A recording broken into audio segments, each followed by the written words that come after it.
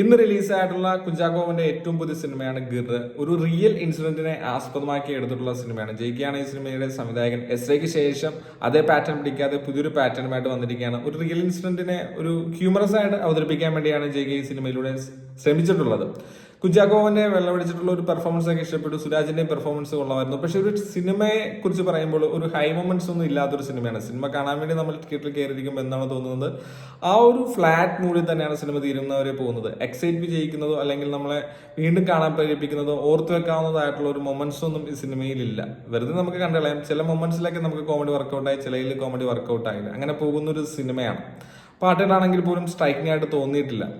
അപ്പം സിംഹത്തിന്റെ ആ ഒരു പോർഷൻ ആണെങ്കിൽ തന്നെ വലിയ രീതിയിൽ VFX വർക്കൊന്നും വർക്കൗട്ട് ആയിട്ടില്ല.